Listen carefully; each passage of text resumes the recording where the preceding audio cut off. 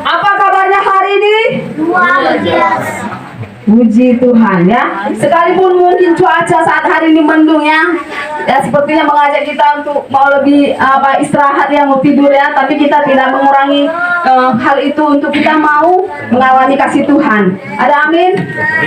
Ya demikian juga kami mau mengajak anak-anak kami yang terkasih ya, anak-anak yang luar biasa. Ya, kita minta waktunya sejenak ya, untuk kita mau sama-sama dengarkan firman Tuhan ya.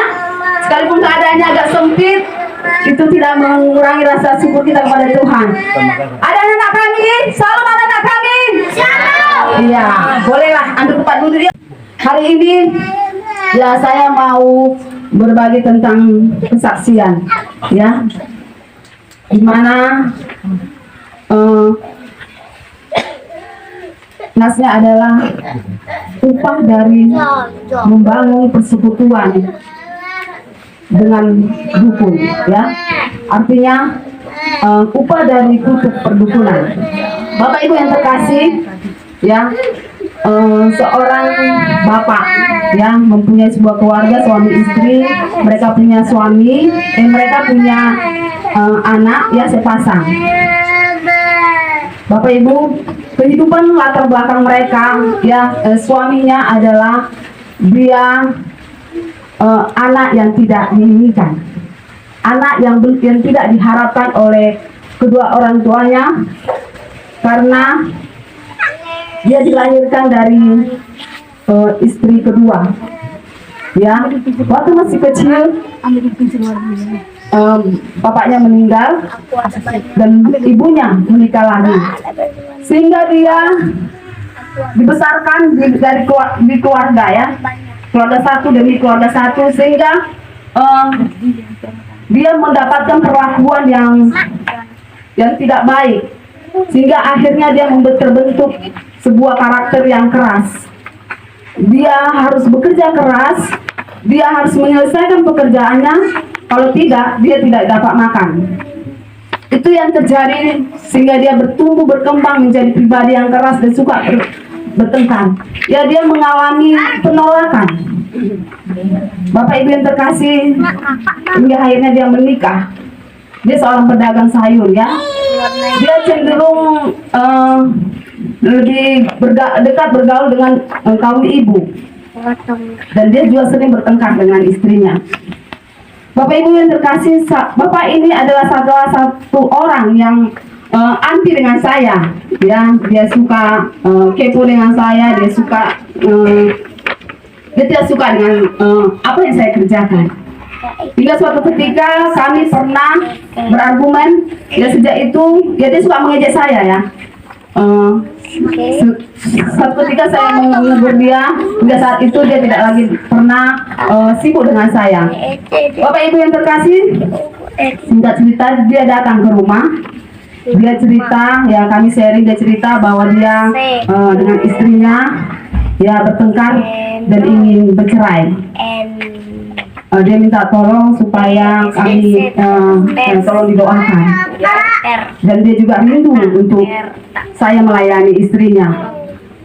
Waktu itu saya tidak langsung datang ke rumahnya ya, tapi setiap saya melihat rumahnya, itu tetangga dulu saya ya, setiap saya melihat rumahnya ada rasa beban di hati saya. Tuhan ingatkan pergi gitu ya. Saya bilang sama Tuhan, Tuhan, itu awal-awal saya masih dalam pertobatan ya, saya bilang sama Tuhan, Tuhan, saya kan belum ada apa-apanya, yang lain saja lah utus ke rumahnya. Saya bilang sama Tuhan, lagian pun rumah tangga saya masih banyak pemulihan gitu, masih banyak hal-hal yang mau diperbaiki, jangan saya gitu, karena saya tahu karakter dia ya, dia orang yang suka bertengkar di lingkungan itu. Tapi Tuhan bilang, kamu harus pergi. Bapak Ibu, saya mau belajar taat. Saya bilang, Tuhan, saya belum ada apa-apanya, tapi saya percaya saya mau taat samamu. Tuhan tidak akan mempermalukan saya bilang ya. Kemudian Bapak Ibu yang terkasih, saya datang kunjungan waktu di rumahnya ya. Saya ngobrol dengan suaminya, istrinya menjauh dari kami, dan dia mengetahui apa pembicaraan kami. Istrinya bilang, Eda, tidak usah kamu repot-repot ya memperbaiki rumah tangga kami, karena saya udah gak tahan sama dia, kami mau cerai. Kemudian dia banyak hal yang disampaikan. Ya kita tahu ya ibu-ibu ya, kalau sudah ada temannya pastinya dia semuanya diungkapkannya ya. Dia ceritakan semua kelakuan suaminya. Saya bilang sama suaminya, kamu tahan, kamu dengar, itu perlu kamu dengar. Tapi akhirnya suaminya nggak tahan, dia emosi. Mereka akhirnya bertengkar, Bapak Ibu yang terkasih ya. Saya bilang dalam hati saya kepada Tuhan, Tuhan, untuk ini aku tidak undangkan. Tapi saya sudah bilang, saya belum siap dia hal ini. Tapi Tuhan bilang kamu berdoa, ya. Tuhan bilang kamu berdoa. Tuhan, bagaimana saya mau berdoa? Mereka sudah bertengkar ribut gitu. Aduh, betapa malunya saya Tuhan. Itu saya bilang sama Tuhan. Tapi saya berdiri, saya berkatakan firman Tuhan. Bapak Ibu, saya bilang dalam nama Tuhan Yesus, hai penipu, roh pengacau, iblis, engkau tidak berkuasa atas rumah ini. Dalam nama Tuhan Yesus keluar, dalam nama itu yang saya bilang. Kemudian saya perintahkan berkat dalam nama Tuhan Yesus, berkat kerajaan Allah, damai sejahtera sukacita ada di dalam rumah ini. Hati manusia ada dalam tangan-Mu Tuhan. Dengan damai-Mu berlimpah atas rumah ini. Saya tutup dalam doa. Ternyata mereka dalam bertengkar pun memperhatikan saya, Bapak Ibu ya. Akhirnya mereka diam. Kemudian saya bicara sama suaminya. Terima kasih itu untuk ini kamu undang saya ya, melihat kalian bertengkar. Saya bilang minta maaf saya itu dia mencari pembelaan ya. Akhirnya saya bilang kita tetap bawa dalam doa aja. Mungkin saya mengajak kalian berdoa, mungkin kita nggak akan bisa terima gitu. Akhirnya Bapak Ibu yang terkasih, saya pulang ya. Tidak berapa hari kemudian saya melihat mereka sudah berdamai. Mereka lewat mengantar anaknya bersama-sama ke sekolah. Bapak Ibu yang terkasih, tidak lama kemudian suaminya jatuh sakit ya. Dia datang ke rumah juga, dia minta didoakan. Seiring waktu Bapak Ibu ya, dia berobat jalan, ternyata kakinya tidak kunjung sembuh, hingga akhirnya si bapak tadi dirujuk ke rumah sakit ya. Ternyata Bapak Ibu yang terkasih, tiba-tiba dia lari dari rumah sakit ya. Waktu malam hari kami sedang sharing di rumah, tiba-tiba dia berdiri depan pintu rumah malam-malam ya. Dia pegang peluk bantal. Kami pikir hantunya, Bapak Ibu yang terkasih ya. Karena dia dari 80 lebih badannya tiba-tiba kurus gitu ya. Kami pikir saat itu dia hantunya, hingga akhirnya kami tanya, kenapa kamu lari dari rumah sakit? Dia bilang dia nggak tahan, dia gelisah di rumah sakit. Kemudian saya bilang, ada satu perkataan yang saya berkatakan sama dia, apa yang kamu takutkan? Apa yang kamu khawatirkan? Kamu harus kasihan di anak-anakmu. Istrimu bekerja, kalau kamu seperti ini sakit, bagaimana anak-anakmu? Anak-anaknya masih kecil ya Bapak Ibu ya, SD ya. Dan saat ini masih SD kelas 2, baru besar. Saya bilang sama dia, apa yang kamu khawatirkan? Apakah karena rumahmu? Saya bilang, aku yang jaga rumahmu. Saya bilang, tadinya kami sudah banyak cerita ya untuk membujuk dia menolak. Tapi waktu saya bilang saya akan jaga rumahmu, akhirnya dia besoknya mau dia kembali ke rumah sakit. Kemudian karena pakai BPJS dia harus dipulangkan walaupun belum sembuh benar. Bapak Ibu ya, dia minta supaya mengundang ya pendeta untuk berdoa dia, karena sudah banyak juga dari gereja-gereja melayani dia. Jadi saya mengundang pendeta kami waktu kami datang ke rumahnya, mereka baru pulang Bapak Ibu ya. Mereka baru pulang kunjungan dari mereka bilang mereka berubah alternatif. Waktu kami sudah bagikan firman Tuhan berdoa, tadinya mereka masih menutupi dari mana mereka. Setelah firman Tuhan dibagikan, akhirnya istrinya angkat bicara Bapak Ibu yang terkasih, bahwa kami tadinya berobat sebuah orang pintar, yaitu dukun Bapak Ibu ya. Kemudian Bapak Ibu yang terkasih ya, istrinya bilang bahwa dia pernah menemukan sebuah kaleng di bawah lemarinya di kamarnya. Ya, kaleng itu berisi rambut ya. Sebenarnya rambut itu karena sudah lama dia agak keras seperti hijau. Kemudian ada lidi tunggal, ada benang Menalu, ada bawang putih tunggal, ada lada hitam.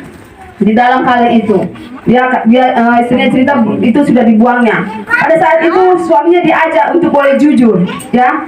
Saat itu suaminya berusaha untuk menyimpan merahasiakan itu, tapi waktu firman Tuhan sudah disingkapkan hingga akhirnya dia mau bicara, ternyata tiba-tiba dia tidak bisa ngomong, Bapak Ibu yang terkasih, ya.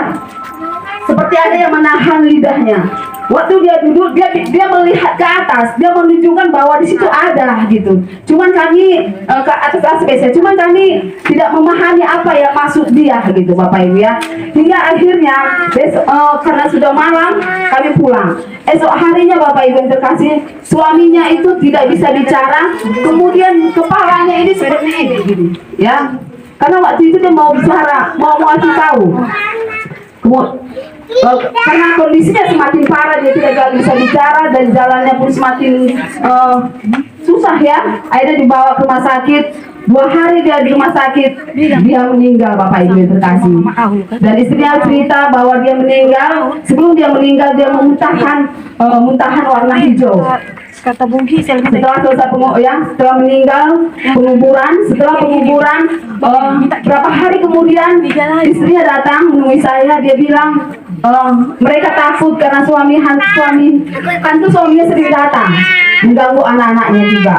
Jadi Bapak Ibu, kami datang, saya mengundang pendoa syafaat, kami berdoa, ibadah singkat, kami mengurapi rumahnya, ya. Di rumahnya itu ada gang, kemudian ada senta, ya, tempat ventilasi angin di asbes.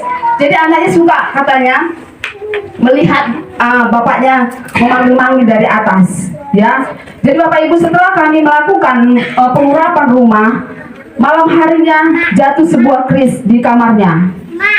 Esok paginya istrinya datang menemui saya, dia bilang, Eda minta tolong doakan lagi lah. Ini semalam itu selesai kita berdoa, ada sebuah kris jatuh. Saya ambil, kemudian saya minta tolong sama yang punya rumah, kebetulan mereka mengontrak, ya, supaya memanjat ke atas, melihat apa yang ada di atas itu.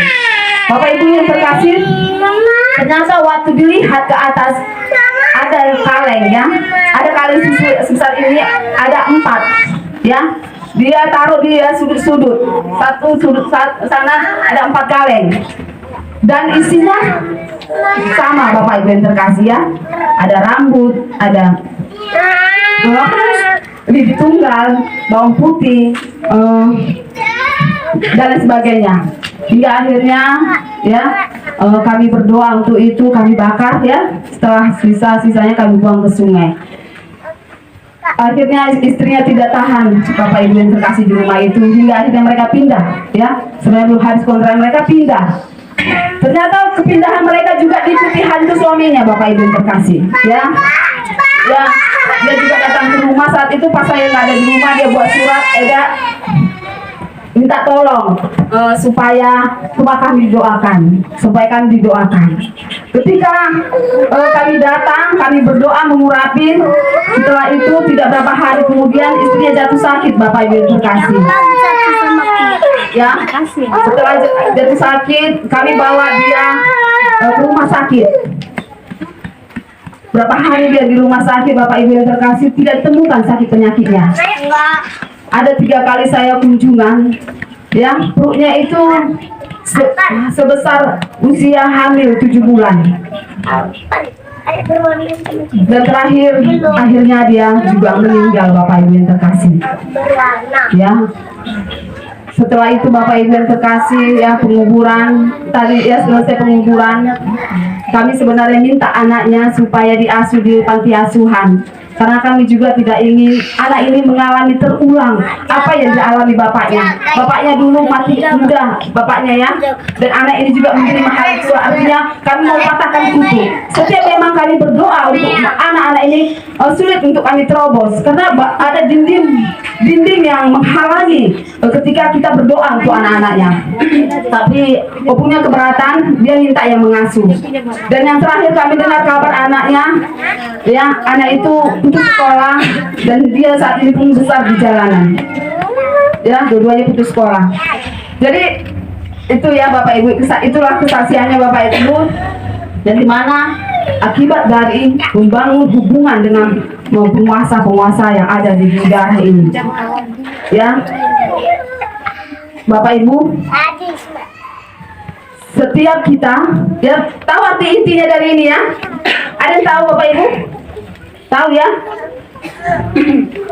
Upah dari membangun hubungan perdukunan adalah nyawa, ya, suami istri, dan kehidupan anak-anaknya kita lihat bagaimana.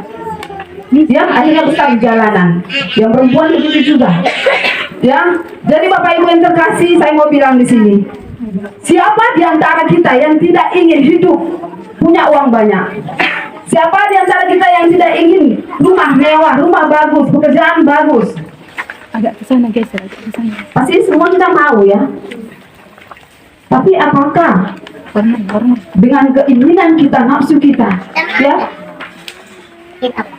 kita mau punya segalanya? Tapi Bapak Ibu yang terkasih, kita tahu ya, uang bukan segala-galanya, ya. Tapi memang segala sesuatu memerlukan uang. Tapi bukan berarti kita menghalalkan segala cara untuk kita memuaskan keinginan daging kita.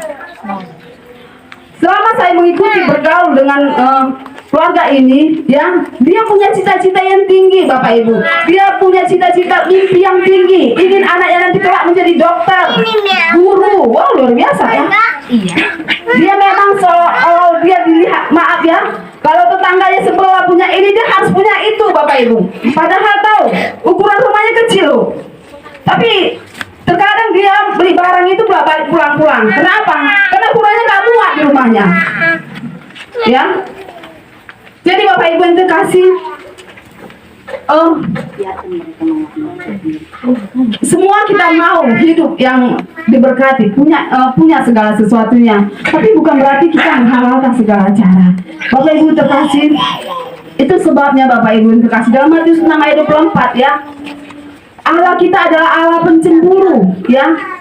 Bagaimana kita punya tuan dua, ya? Artinya kalau kita punya tuan dua, itu artinya kita satu setia, satu lagi tidak setia. Ya, Allah kita Kasih pinjaman. tidak dapat dibanding dengan apapun kecuali dengan mamon. Ya, itu sebabnya Bapak Ibu yang terkasih ya. Banyak orang karena mamon, karena uang, cinta uang, orang menjual imannya, kepercayaannya. Karena uang, pasangan hidup tidak setia. Karena uang, orang bertengkar. Karena uang, orang berkelahi. Ya, bersaudara bertengkar sampai Tuhan memanggil pun mereka tidak berdamai karena uang. Anak-anak tidak taat, anak-anak tidak setia. Dia melawan orang tua karena uang. Jadi Bapak Ibu yang terkasih ya, Allah tidak dapat dibanding selain dengan mamon. Saudaraku, jikalau kita ingin mempunyai sesuatu, ya, kita percaya, ya, kita tidak boleh, kita harus percaya kepada Tuhan. Allah kita adalah Allah yang kaya.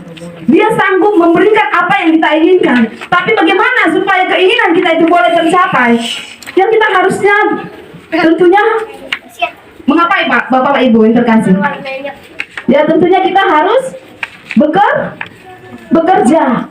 Dikatakan dalam firman Tuhan ya, orang yang tidak bekerja, 2 Tesalonika 3 ayat 10b, jika seseorang tidak mau bekerja, janganlah dia makan.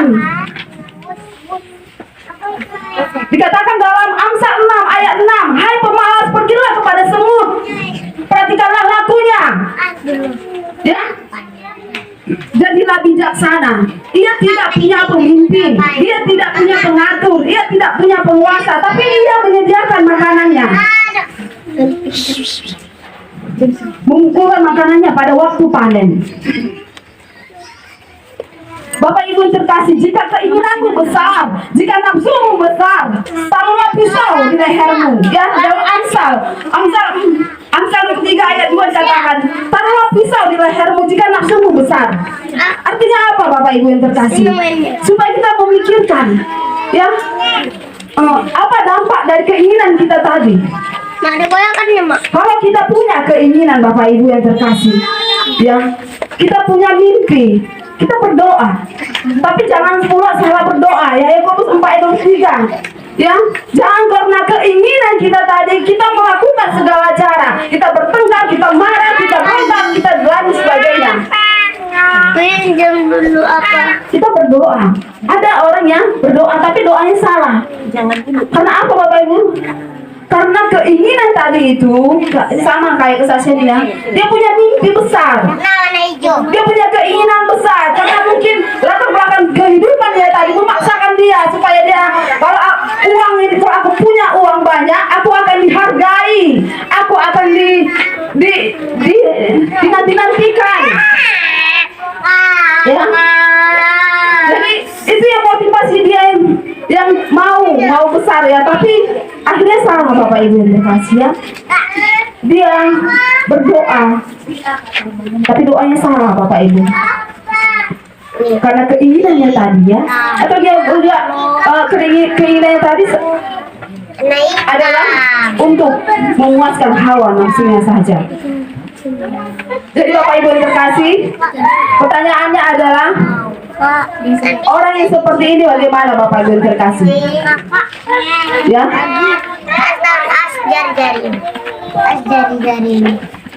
kalau kita artinya dia adalah pribadi yang mengandalkan kekuatannya sendiri. Benar ya Bapak Ibu? Halo Bapak Ibu, ya, dia mengandalkan kekuatannya sendiri. Saya mau seperti ini harus, gitu ya. Itu artinya apa Bapak Ibu yang terkasih? Artinya adalah orang yang seperti ini berarti hatinya menjauh daripada Tuhan, menjauh dari jalan-jalannya Tuhan. Saya minta tolong dibantu dalam Yeremia 17, ada yang bisa membacakan? Bisa kok ini. Yeremia 17 ayat 5. Sabar anak-anak, dia terkasih ya, sedikit lagi ya. Beginilah firman Tuhan, terkutuklah orang yang mengandalkan manusia, yang mengandalkan kekuatannya sendiri, dan yang hatinya menjauh daripada Tuhan. Ya, amin. Terima kasih, Tito. Ya, terkutuklah, beginilah firman Tuhan, terkutuklah orang yang mengandalkan manusia, yang mengandalkan kekuatannya sendiri, dan hatinya pastinya menjauh dari jalan-jalan Tuhan. Ya, Bapak Ibu, terkutuklah katanya. Jadi Bapak Ibu yang terkasih dikatakan, untuk apa yang dia terima? Ya, ayat 6 yang dikatakan, ia akan seperti semak bulus di padang belantara. Bapak Ibu coba kita mari bayangkan padang belantara ya, bagaimana? Ya, jangankan manusia, hewan buas pun mungkin malas ke sana ya Bapak Ibu ya, karena tahu belantara itu bagaimana ya. Kemudian ia tidak akan mengalami datangnya keadaan baik. Dia akan tinggal di tanah angus, di padang gurun, di negeri padang asing dan tidak berpenduduk. Ketika kita mengandalkan kekuatan kita, mengandalkan manusia, bahkan mengandalkan penguasa-penguasa yang ada di udara yang gelap ini, inilah yang terjadi. Tidak ada kehidupan. Kita boleh bayangkan bagaimana di padang gurun Bapak Ibu yang terkasih ya. Begitu panas, begitu dingin dan lain sebagainya, dan sana tidak ada kehidupan. Inilah upah orang yang mau, yang mengandalkan kekuatan manusia. Tetapi sebaliknya di ayat 7-nya, diberkatilah orang yang mengandalkan Tuhan, yang menaruh harapannya pada Tuhan.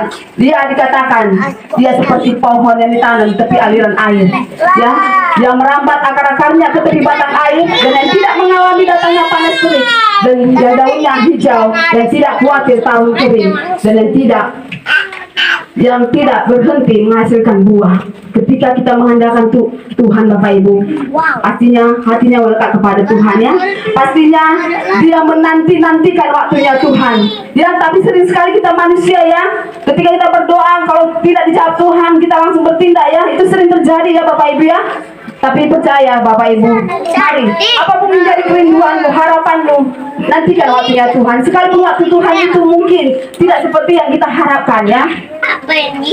Jadi Bapak Ibu yang terkasih, kunci untuk kita mau menang di dalam kehidupan ini, kunci untuk kita boleh sukses dalam hubungan rumah tangga kita, keinginan kita ya, adalah mengucap syukur. mengucap syukur Bapak Ibu yang terkasih, mengucap syukur atas kehidupan pasanganmu, mengucap syukur atas kehidupan anak-anakmu, pekerjaanmu. Ketika kita mau belajar untuk terus bersyukur, ya, ada damai sejahtera yang terus kita boleh alami. Kalau kekurangan itu biasa Bapak Ibu yang terkasih, tapi jangan berhenti berharap kepada Tuhan kita. Kalau kita tidak makan, kita bekerja, Tuhan pun sedih, Tuhan pun malu. Dia Allah kita pencipta, Allah yang besar. Perkatakan firman Tuhan ya dalam Filipi 4 ayat 19, Allahku akan memenuhi segala keperluanku menurut kekayaan dan kemuliaannya. Ada amin Bapak Ibu? Amin. Ya, semua kita sudah dijatah Tuhan. Semua kita sudah dibuat porsi-porsinya rezeki kita, berkah kita. Tapi bagaimana kita mengucap syukur dalam hal sekecil apapun, mengucap syukurlah. Dan yang terakhir Bapak Ibu yang terkasih, Yohanes 10 ayat 10 berkata, pencuri datang hanya untuk mencuri, membunuh, bahkan membinasakan. Tapi Tuhan kita Allah kita Ia datang memberikan hidup ya dalam segala kelimpahan. Ada amin. Bapak Ibu, daging kita memang lemah, tapi setiap kita dikasih Tuhan ada roh di dalam diri kita. Roh kita adalah roh penurut. Jadi jangan kita lemah oleh karena keadaan situasi apapun yang menggoncang kehidupan yang terjadi dalam kehidupan ini. Jadi mari teruslah tetaplah berdoa dan mengucap syukurlah kepada Tuhan. Ada amin. Demikianlah firman Tuhan. Kita mau angkat satu pujian halaman nomor 55. Hidupku menggenapi firman-Mu. Hidupku menggenapi firman-Mu, tanda mujizat sertai tiap langkahku. Mari nyanyi bersama-sama Bapak Ibu. Kau bersamaku di dalamku, jadi bukti kebesaran-Mu. Tuhan Kau sempurna dalam rencana-Mu dan karya-Mu. Ku serahkan hidupku, murnikan dengan Roh-Mu. Katakan sama-sama, hidupku menggenapi firman-Mu. Amin. Tanda mujizat sertai tiap langkahku, Kau bersamaku di dalam-Mu, jadi bukti kebesaran-Mu. Katakan dengan iman, hidupku menggenapi firman-Mu. Amin Tuhan, ini yang menjadi kerinduan kami. Tanda mujizat sertai tiap langkahku, Kau bersamaku di dalam-Mu, jadi bukti kebesaran-Mu. Jadi bukti kebesaran-Mu. Haleluya Tuhan.